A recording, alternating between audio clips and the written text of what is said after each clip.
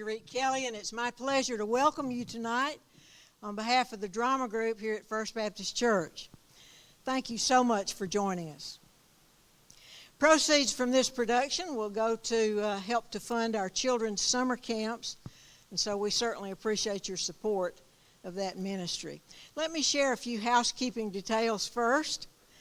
Please silence your phone and refrain from any photography during the play. That's out of consideration to the actors and also to those sitting around you. There will be a professional photographer here this evening, and those photographs will be publicly available later on. Also, the cast will meet you in the foyer after the play to greet you and pose for any photographs you'd like to make of them. Secondly, this production will be streamed on YouTube starting Monday, August 19th. So if you have family or friends who were not able to attend in person, or if you just like to see the production again yourself, you may do that on this church's channel on YouTube. That'll be at FBCG Alabama. Make sure that's all lowercase and all one word. That's FBCG Alabama on August 19th and after. Restrooms, popular subject. They're available to your left. No, I'm sorry. Wait a minute. Hold on. To your right, through the double doors, down a couple steps, and straight down the hallway. Wheelchair accessible restrooms through the doors to your left and down the backstage hallway. Exits are located through the double doors at the end of each aisle behind you and also on either side of the stage in front of you. And one final housekeeping note with regard to a cast substitution this evening. The character Tracy West will be played this evening by Linda Harris for Maggie Davis. Unfortunately, Maggie is unwell, and so I know she would appreciate your prayers. Well, enough about all that. Now let's talk about the production just a little bit. This play is based on Bible prophecies concerning end-time events. And some of those prophetic scriptures will actually be quoted or read in the play. But the plot includes some creative interpretation and some artistic license, so it is fiction based on the fact of Scripture. Since there are several schools of interpretation concerning the nature and the sequence of end times events in the Bible prophecy, it may be helpful to you as you watch to know which interpretation underlies this particular play, even though perhaps you hold a different interpretation. The plot of this play is built on what's commonly called the premillennialist point of view. According to this interpretation, one day Jesus Christ will suddenly snatch away or rapture his church to heaven. And soon after that, there will be a 7-year time of God's intense punishment on an evil world, referred to as the tribulation period. Now, during the tribulation period, the gospel of Christ will be proclaimed throughout the world by a multitude of Jewish evangelists. And the whole world will be ruled by one Satan-possessed despot referred to as the Antichrist. This terrible period will be brought to a close by the second coming of Christ, when Jesus returns to earth and he defeats the enemies of God and establishes his millennial kingdom. Now, the setting for this play, Permanent Ink, opens soon after the rapture has occurred. And it continues through the early years of the tribulation period. This play might provide you with some food for thought about the future. It may raise some questions that you want to discuss further. And if that's the case, our ministers are here and we'll be glad to talk with you afterward if you want to engage them. Let me introduce them to you, and I'll ask them to stand, and hopefully you'll be able to see them okay. Pastor Zane Miles, are you in the room? There he is, over here. Thank you. Dr. Kenny Hatcher, is he over there? Okay, thank you. And Brother Nate Kimball. He's back in the sound booth. Okay. All right. So all three of them are here, and they'll be available to talk afterwards should you like to look one of them up. Well, may God bless you as you watch this production, and may God bless our cast as they present Permanent Ink.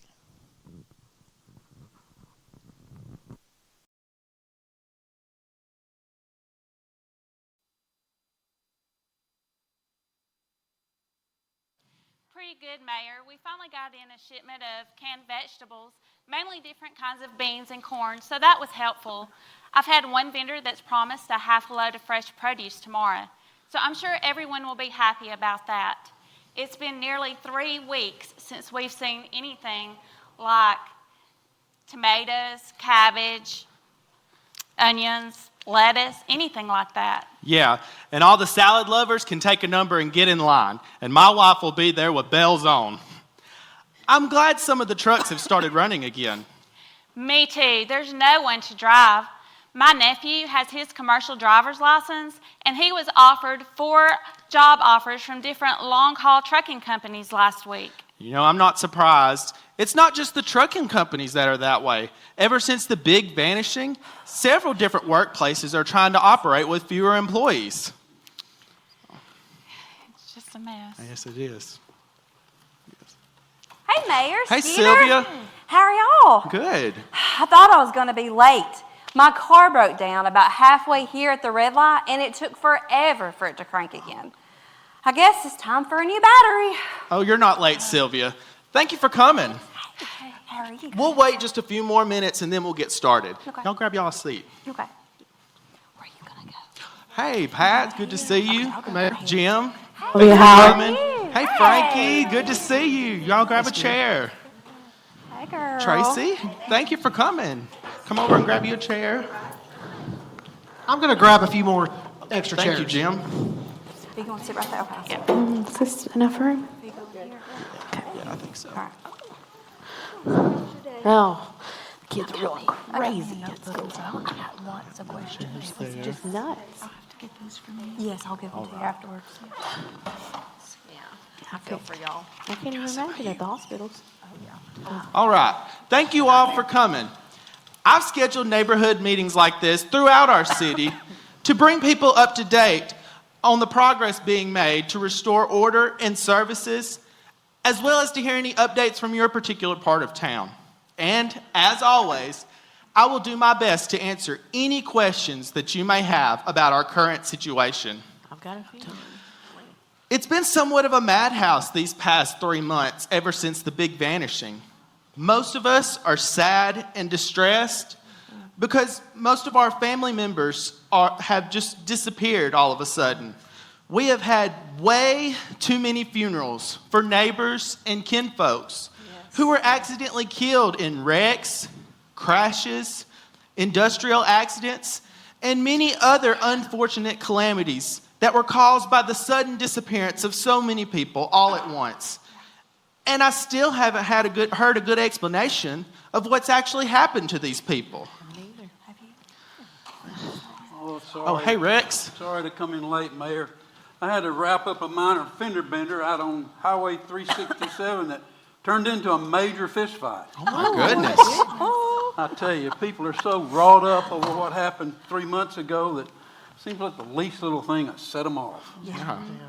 I had to work the deal with short help, and that's what took me longer at the scene. I had to send one guy to the hospital. Oh, goodness. Well, and then I couldn't find an ambulance. Is everything okay now? Yeah, thank goodness I had a bystander that volunteered to take the fellow to the emergency room, and the guy agreed, thank goodness, and it all worked out. Well, that's great. Thank you, Officer Nelson. I really do appreciate the work that you and the police department have done during these troublesome times, as I'm sure we all do. Yes. Thank y'all. I was just saying that we will take a few minutes to update each other on the progress being made, plus any issues in the neighborhood that still need to be addressed. Then I'll answer questions as best as I can. First, we have had improvements made with all of our utilities. As you know, it has taken a while to get the utilities up and running again, but they are now all back in full service as of last night when the water test was successful. The electrical substation that was heavily damaged by a driverless 18-wheeler was the first priority, but that was repaired with power restored after only about 2 weeks. The power company tells me that they don't expect any additional long-term power outage from that particular substation. Tracy, do you have anything to add on the electrical situation? No, Mayor, I believe that about covers it. When I've been out on the line, the repairs all seem to be holding up just fine, and juice is flowing in all directions from that substation, and so far, no glitches. So I think we're pretty good with power. That's great. Thank you, Tracy. Thank you very much. As for the telephone and internet service, they have been restored across the city except for a few small pockets. But I believe it is back in your particular part of town 100%. There were a number of utility poles that were knocked down in that train derailment where both the conductor and the engineer just vanished into thin air. But I have been told that that's all been fixed as of last week. Cell phone reception is still spotty because of the nearby tower that was clipped by a pilotless airplane, but the tower is being rebuilt and it is coming right along. Now, as for the water situation, that has taken a little bit longer to resolve, but we were able to give the all clear for drinking water last night at about 7 o'clock.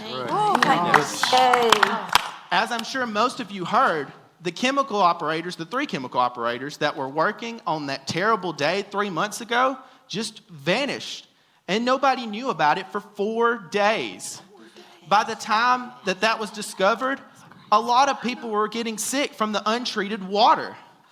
But I'm told that everything is operational now with new people hired, trained, and working on their certifications.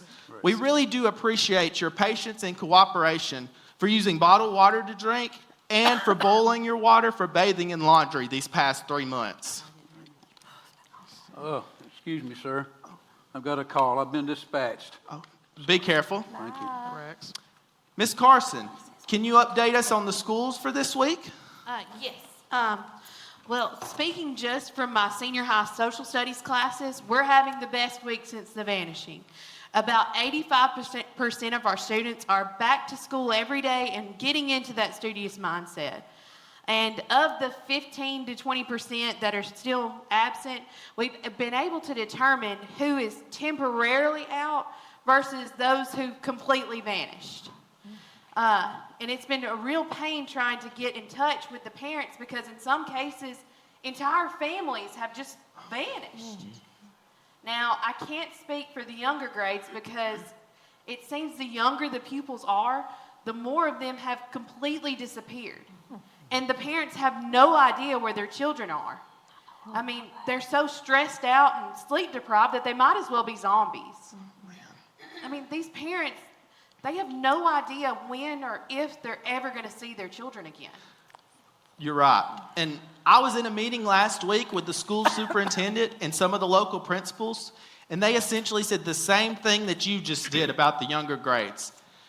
As I recall from their report, the preschool, kindergarten, and first grade classes were just completely wiped out. No one has seen or heard from these children in the last 3 months. The teachers for those grades have been placed on unpaid leave with jobs guaranteed if the children should be found. The superintendent also indicated that he was going to have to consolidate the second, third, and fourth grade classes because about 80% of those children seem to have disappeared.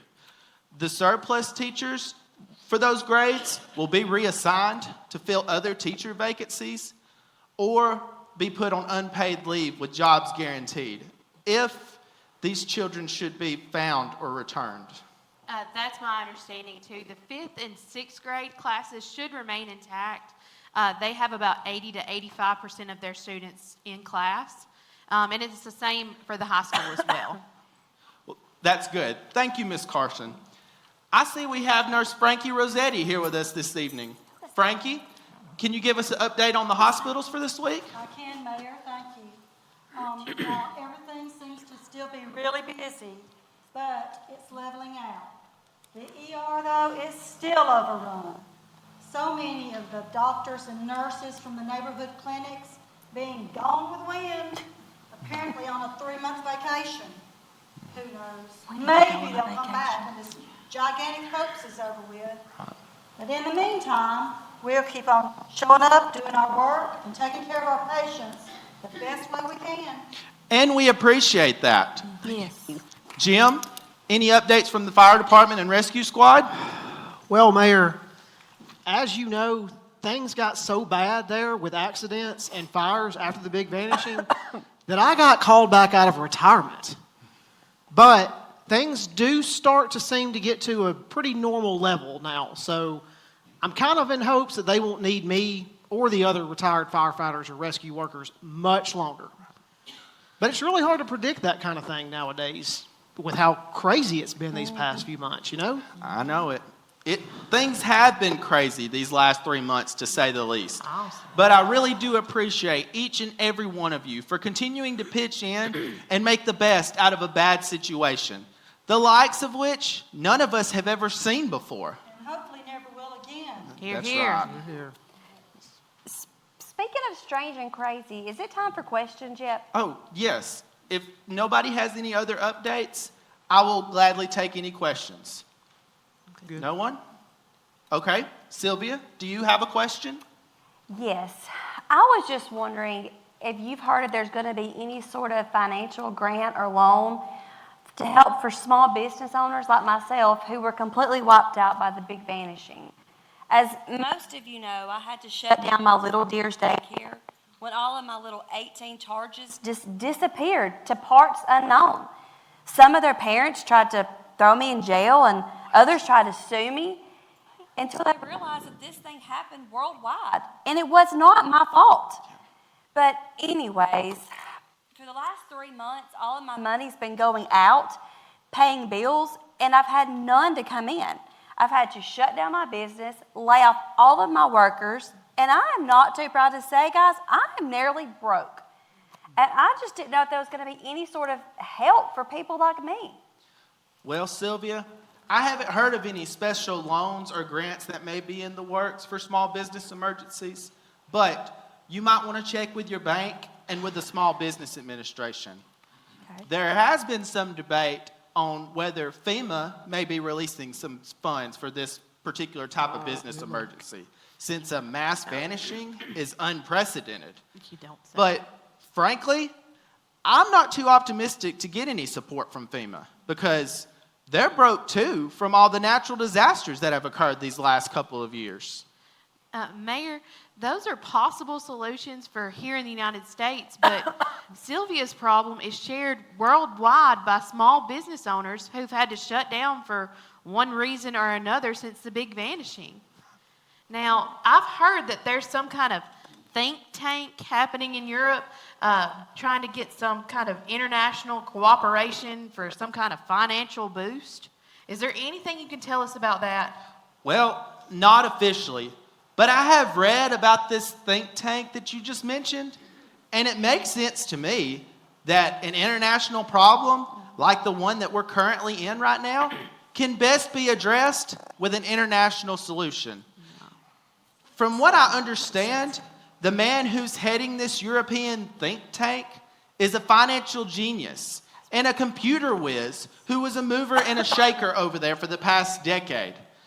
The name is Theo Van Zandt, I think, or something like that. Apparently, he wields a lot of influence among the governments of the European Union. The article that I read said that if anybody can pull a rabbit out of a hat and get us through this vanishing aftermath, this guy can. So we will definitely be keeping our eyes on him. I have something. Question. Yes, Jim? Speaking of the big vanishing, you said earlier that you haven't heard of anyone who has a good explanation for what's going on here. Right. So what have you heard, if you can even tell us? And what is your opinion, Mayor? I want to know that. Well, I mean, I'm Buffalo, Jim, just like the rest of us. I know we've all heard different versions of the same story on the news about this alien abduction theory. That's a real stretch, in my opinion, because who even knows if there is any intelligent life forms in outer space, much less any beings with the wherewithal to extract millions of people in one fell swoop? I'm sort of rolling my eyes at that one. Yeah, me too. There was a story that has come out of South America where there was a mass attack with an engineered toxin that not only brought instant death, but simultaneous disintegration. There's also a story that's come out about this global kidnapping that was carried out by the neo-Nazis to form an ideal state in an isolated area. And I know we've all heard the one that's just come out last week about the Chinese creating this electronic transporter beam that dematerializes your molecules, moves them to another area, and then rematerializes them. Anybody ever watch Star Trek? Beam me up, Scotty. Yeah, right. But seriously, how can millions of people be here 1 minute and then gone the next just like that? Every explanation that I have heard so far is just conjecture. Nobody's proven anything, and nobody knows what has really happened to these people. Excuse me, sir. I do. I'm sorry? Who are you? My name's Aaron Asher. I'm originally from New York, but I've lived in Israel for the past 15 years. I've been back here in the States for about a week now, and my assignment is to go around to public gatherings, such as yours, and explain to everyone exactly what's happening. And who gave you this assignment? Do you know anything about this, Mayor? I'm sorry, I don't. I wasn't aware of any official line of communication for this matter. Who sent you? God. Oh, wow, okay. Cool. Coming straight from the top. This ought to be good. With all due respect, it is good. And all of you would be wise to listen. May I speak? I suppose so. But please, just keep it brief. Well, this has to do with things that were foretold in the Holy Bible about the end of time. Things that are now coming true, just as predicted. Now, I understand that this may be hard for you to believe. I didn't believe it at first either. But it all has to do with God's anointed one, his son, the Messiah. Now, I'm Jewish. So up until 3 months ago, when the worldwide vanishing happened, I was still looking for the Messiah. But then I remembered some things I'd heard a Christian friend say not long after Passover last spring.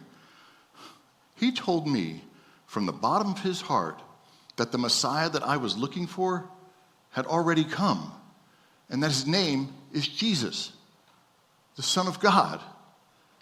And then he told me an unbelievable story. He called it the gospel story. He said, Jesus, who is divine, was born as a human baby to a virgin mother. And he became a man who went around doing good, healing people from all types of illnesses and injuries, casting out demons, and teaching crowds of thousands about how God wants people to live. Now, Jesus never sinned, so he was perfect. Yet he was crucified as a criminal on a cross to pay for the sins of the whole world. And he died on that cross, and he was buried. But then he rose back to life on the third day. And after the resurrection, Jesus spent 40 days instructing and having fellowship with his followers. Then he ascended to heaven in a cloud as his friends watched him go.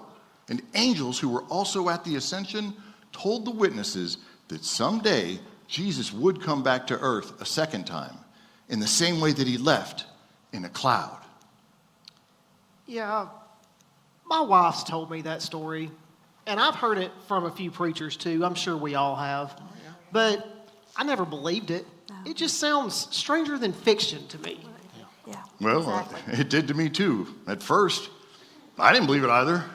But after the big vanishing 3 months ago, I remembered some other things my Christian friend had told me. My friend's name was Tony, by the way, and Tony told me that before Jesus comes back to earth, he's going to snatch away his followers in an instant, both the dead ones and the live ones. Like, boom! Oh. Now you see them, and now you don't. And then, after Jesus snatches his believers up to heaven, terrible times have come on the earth to punish evil throughout the world. and to draw my people, the Jews, into relationship with Jesus. I hate to admit it now, but I about laughed Tony out of the room when he told me all that. There was no way I was going to believe it. And I think Tony realized that because, well, he didn't press me on it. He just gave me a copy of the New Testament of the Holy Bible. I already had the Old Testament, and, well, he had already written my name, Aaron Asher, right here in the front of this little New Testament. And when he handed it to me, he said the weirdest thing. He said, Aaron, old buddy, if you hear one day that I've disappeared and that nobody knows where I am, and you hear that same thing about other Christians, just know that what I've told you is true, and that I've been snatched away to heaven by Jesus Christ. Tony told me to keep this little New Testament and to read it after he had vanished. So I did. 3 months ago, after Tony and millions of other people from all over the world inexplicably vanished from the face of the earth, I read this little book. And suddenly, it was like a light bulb came on in me, and I knew that Jesus Christ is the Messiah, God's Son, and I asked God to forgive my unbelief. Then, almost immediately, there was like a fire burning in my spirit, and I had to go and let other people know what I had just learned. You see, I believe God sent me to you and to others here in the U.S. to tell you that Jesus Christ has taken his followers and all the innocent children out of this world.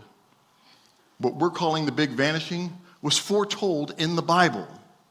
Let me ask you, do any of you know any Christians? I mean, any real Christians? Of course. I do. Yeah. Do you know where any of them are right now? Huh. Well, I don't know. my wife and teenage daughter are Christians, but I haven't seen them in about 3 months. So sorry. The family that lives next door to me, they're Christians, and actually really nice ones. I've been feeding their dog until they get back, or if they ever come back.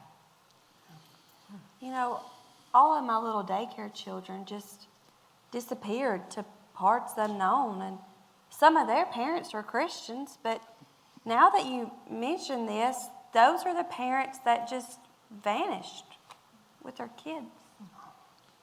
Yeah, that makes sense. I hope this gives you reason to find a Holy Bible and to read the New Testament right away.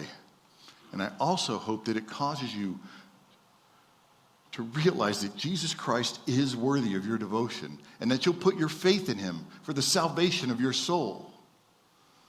But I must warn you, in all fairness, that those of us who give our hearts and lives to Jesus will suffer especially hard times over the next few years. Read the book of Revelation. It's the last book in the New Testament. And it explains how most people who follow Jesus now will be killed because of our faith. The Holy Bible says that soon an evil dictator will take over the entire world.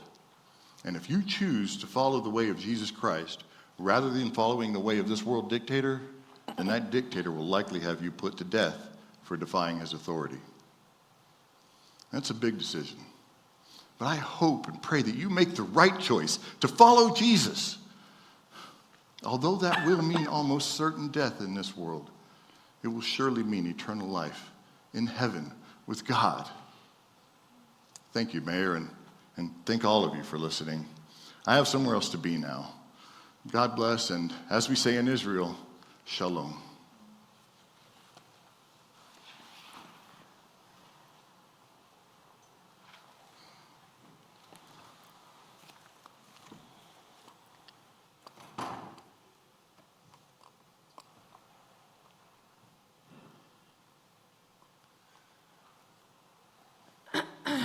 Well, I'm not one for religion, but what he said makes about as much sense as anything else I've heard. I think I'm going to go home and do a little research and some thinking. Well, I don't know if what this guy says about the big vanishing is right or not, but I've got to hand it to him for coming all the way from Israel just to tell people about it. Obviously, he sold on it. It's a lot of food for thought, that's for sure. Yeah, I think I'm going to go home and try to look for my wife's Bible.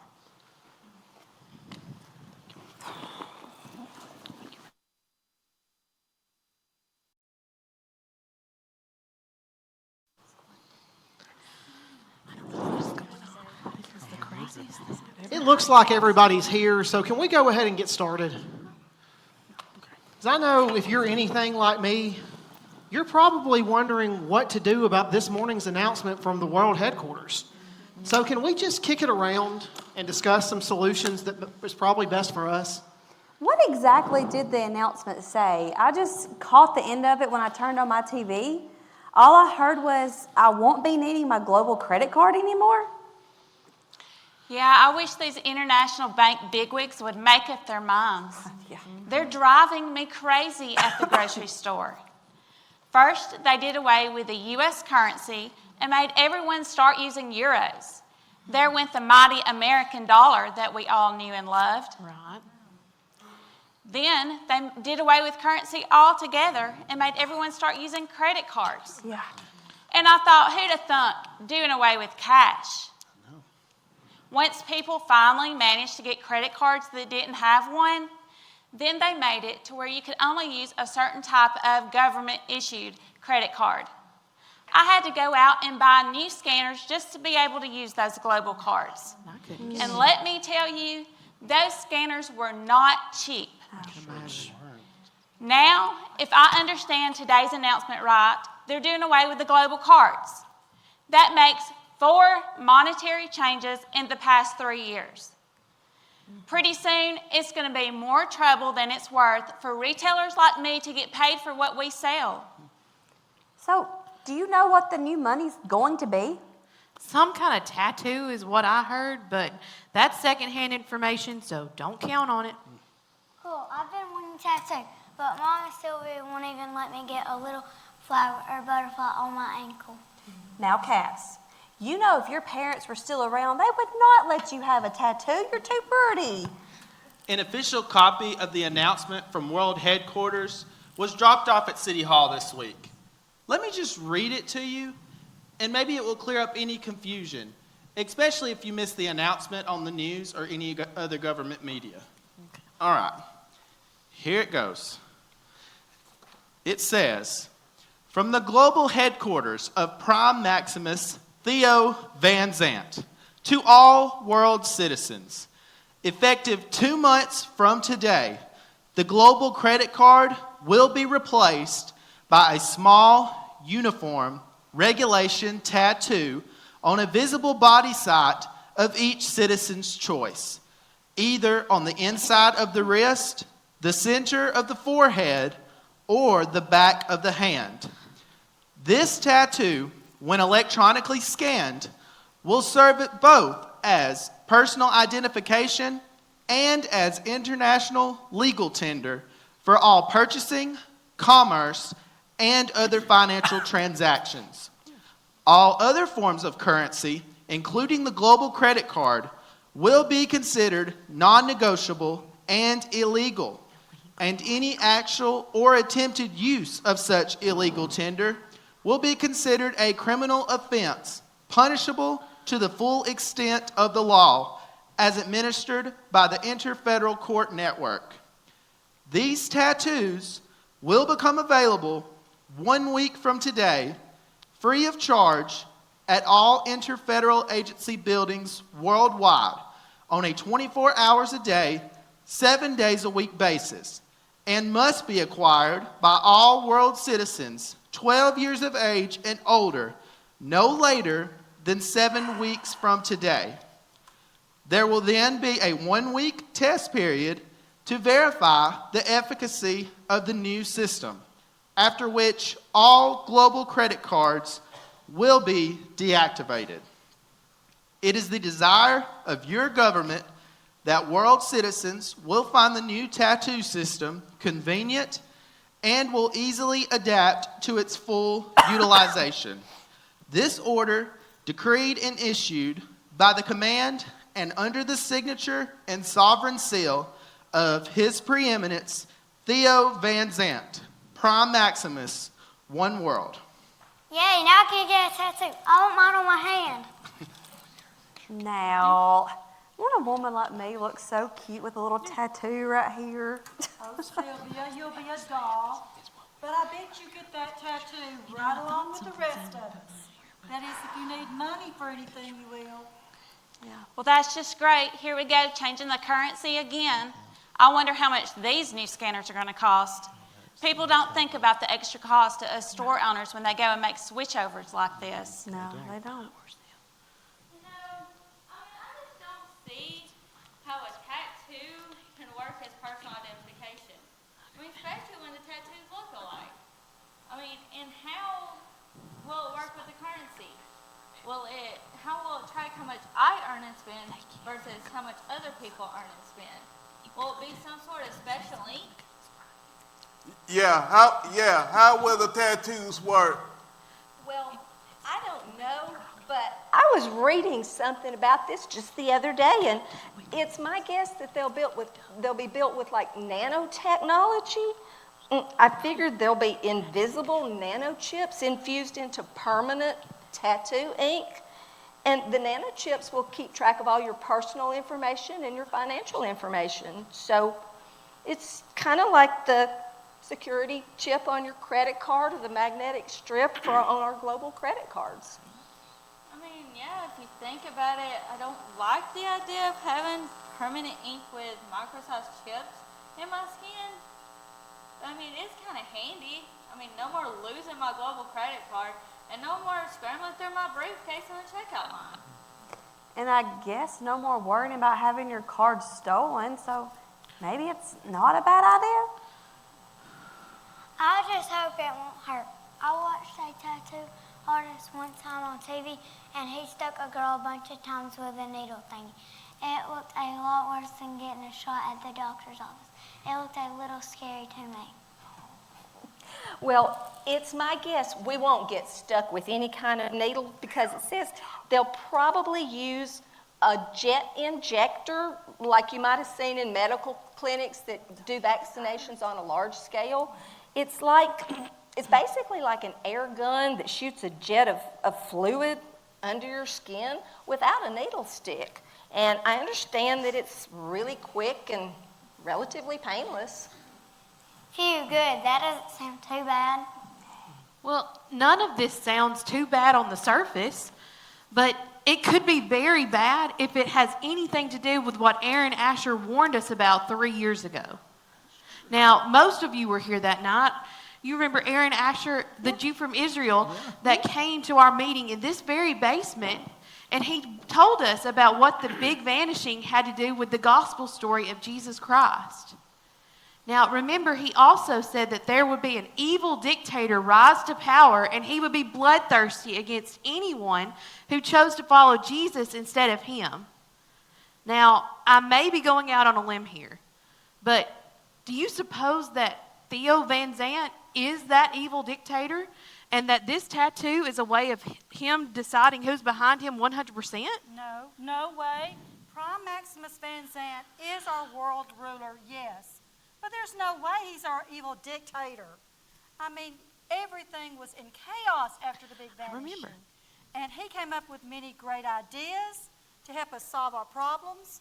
And he has brought and united the world for the most part. And then, two, he has brought national governments into cooperation with each other on everything, from money, politics, even religion.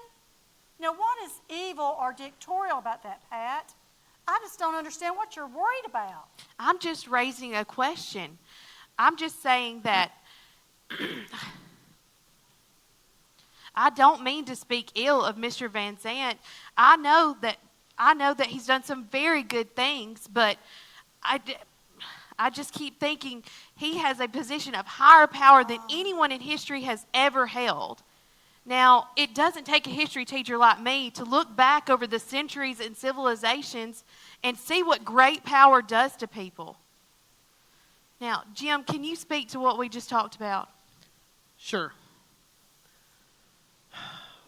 what brings us together in these weekly meetings is not only to discuss our common experiences in the same neighborhood during these troubled and difficult times.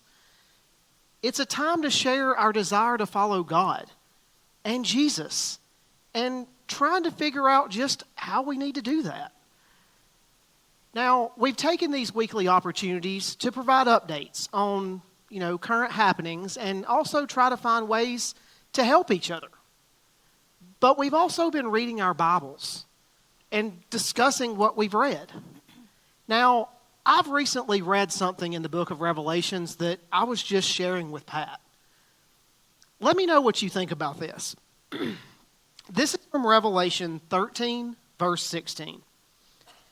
He forced everyone, small and great, rich and poor, free and slave, to receive a mark on his right hand or his forehead, so that no one could buy or sell unless he had this mark, which is the name of the beast. Now, I think that's the evil dictator, which is also called the Antichrist, or the number of his name. And there's also something else from Revelation chapter 14, verses 9 through 12. If anyone worships the beast or his image and receives his mark on the forehead or on the hand, he too will drink of the wine of God's fury, which has been poured full strength into the cup of his wrath. He will be tormented with burning sulfur in the presence of the holy angels and of the Lamb. Now, I think this Lamb is Jesus. And the smoke of their torment rises forever and ever. There is no rest, day or night, for those who worship the beast and his image, or for anyone who receives the mark of his name. Now, do you see why this caught my attention, giving this morning's announcement from World Headquarters? Here's what worries me, neighbors. Right now, there is not much difference in circumstances between those of us who are trying to follow the Lord and the rest of the world who don't even know God. We're all just trying to stay in the boat, doing the best we can to stay afloat during these troubled and difficult times. But this tattoo, guys, it sure does seem like the same one that I just read about in the book of Revelation. It sounds to me that if those of us who are really trying to follow the Lord should not, and hopefully will not, get this tattoo. I agree with Jim. Life might be about to get much harder for us in the future. I also remember that Aaron Asher warned us that those who choose to follow Jesus instead of the evil dictator may be killed for that decision. We are going to die anyway. If we can't buy food or shelter or medicine, how do you propose to pay for life's necessities without the official tattoo? You heard the decree the mayor read, and who knows, this tattoo may not even be the same mark that Jim read about in Revelation. Who knows? But let me say this one more time. Prime Maximus Van Zant is not an evil dictator. I didn't say he was, Frankie. I'm just saying that we need to pray long and hard before making this choice. Well, according to the decree, we have a maximum of 7 weeks to make our own individual decisions on whether we need to get the tattoo or not. This is a very serious decision, as the ink will be permanent, indelible, physically, and possibly also spiritually. We really need to take time to read our Bible and to pray to God to make sure that we make the decision that's going to please Him. I suggest that we start right now and take a few minutes for silent prayer before we end this week's meeting.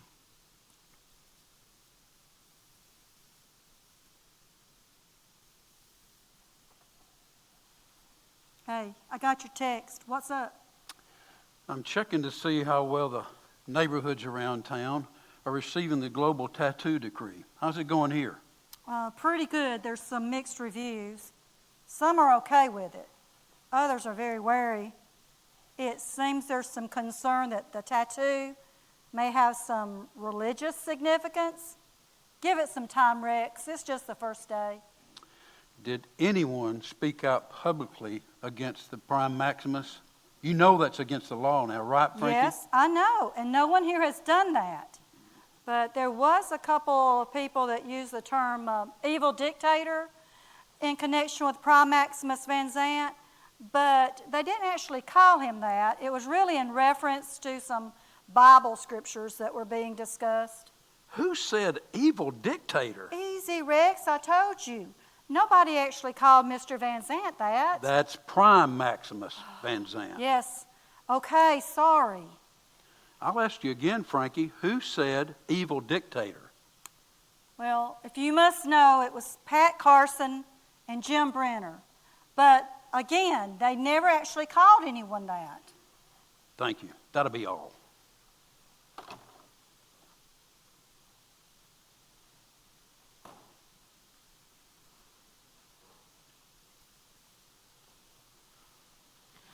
I don't know what I need to do. I know. What's going on? Jim Brenner? Pat Carson? Well, hello, Officer Nelson. Hey, Rex, what can we do for you? You two have to come downtown with me. Sure. What's going on down there? Well, you are under arrest for publicly criticizing His Preeminence, the Prime Maximus of one world. That is against the law. What are you talking about? We didn't criticize anybody. Well, you'll have to tell that to the judge. Let's go. Officer Nelson, stand down this instant.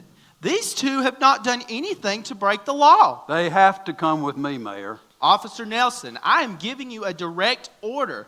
Leave these two right where they are. But I don't work for you anymore, Mayor. May I remind you that all local law enforcement has been interfederalized, and my boss is now in Canada. Now, come on, you two. You do not want to drag this thing out. What's going on? What? They didn't do anything.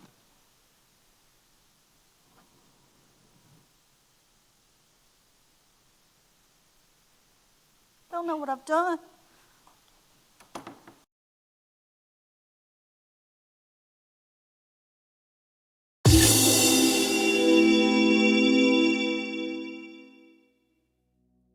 Shalom and greetings, my fellow believers in God and in Messiah Jesus. My name is Aaron Asher. If this is your first time with us, I'm a Jewish preacher for God and His Son, Jesus. Thank you for taking the time and the risk to watch or listen to this podcast. Today, I want to talk to you about a verse that has meant a lot to me over the past 3 years. It's in John chapter 16, in verse 33.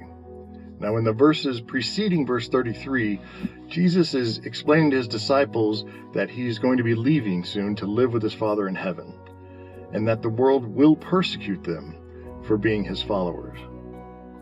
But that God the Father, and the Holy Spirit will guide and care for them while Jesus is physically absent. Then in verse 33, Jesus says this. He says,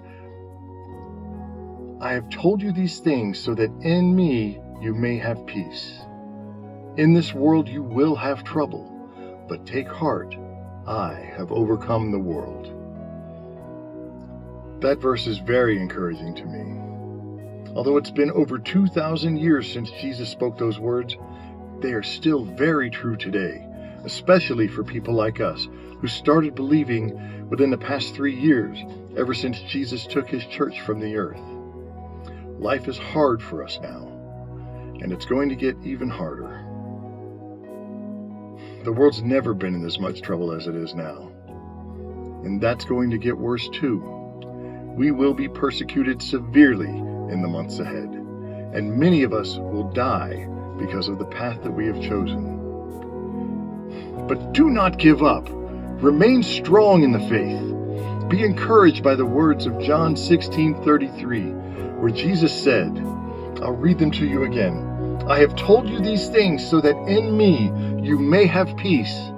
In this world you will have trouble, but take heart, for I have overcome the world.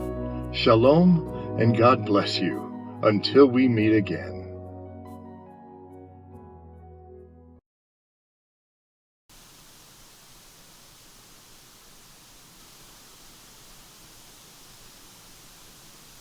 You two, get over there and do not get up.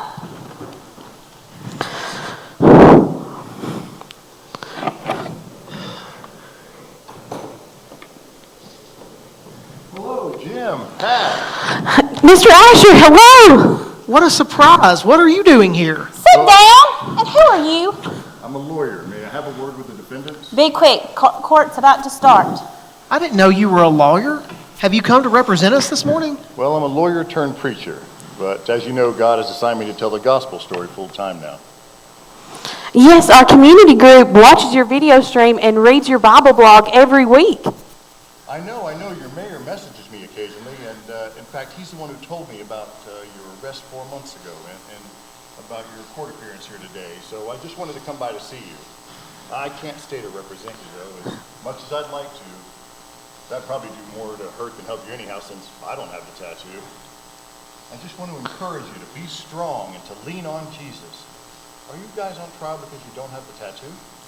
No. Actually, we were arrested just before the tattoos went into effect for publicly criticizing the world ruler. We were discussing what you had told us about an evil dictator who one day might kill the ones who choose to follow God. We read in the book of Revelation about an identifying mark that true believers of Christ would not get. Somehow the police found out about that discussion and said that we were publicly bad-mouthing Mr. Van Zant. So, here we are. Well, my friends, let me tell you, the mandatory tattoo is indeed the mark of the beast that you found in the Book of Revelation. You were wise to refuse it, and to choose God's way instead. But as I warned you 3 years ago, after the Church of Jesus vanished to heaven, you will likely pay for that choice with your lives. Times will soon get much harder. And not just because you can no longer buy or sell anything without the tattoo, but because Van Zant is becoming more and more full of himself and full of the devil. Followers of God will soon recognize him as the evil dictator, for he will be radically anti-Christ. And eventually, trials with false accusations such as the one you heretofore will become common. And eventually, everybody who hasn't been tattooed will be executed if they're caught. But listen, stick with God. His side is the side you want to be on, regardless of what you face as a result of that. Stand firm, my friends. I must go. If I don't see you again in this life, I will see you in the glorious life to come. God bless you, and shalom. Thank you for coming. Thank you. You two sit down. I've about had enough of you two.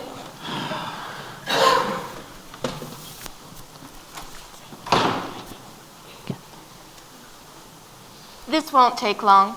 It's a pretty straightforward case. Should be a slam dunk. Is the judge ready? Yes, she's all ready. Hear ye, hear ye.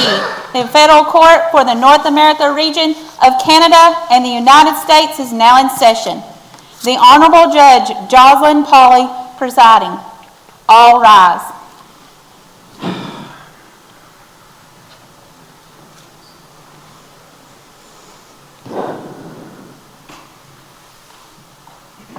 Be seated.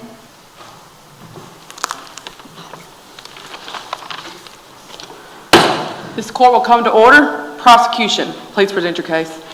Your Honor, the defendants were arrested 4 months ago and were formally charged with publicly criticizing His Preeminence Prime Maximus Theo Van Zant, a crime punishable by incarceration at the judge's discretion.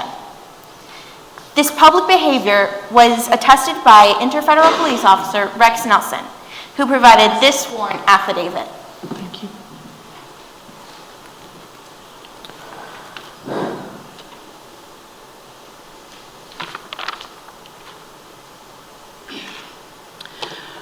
Based on this evidence, I hereby sentence the defendant. Excuse me, Judge. Can we have a look at that affidavit, please? No, you may not.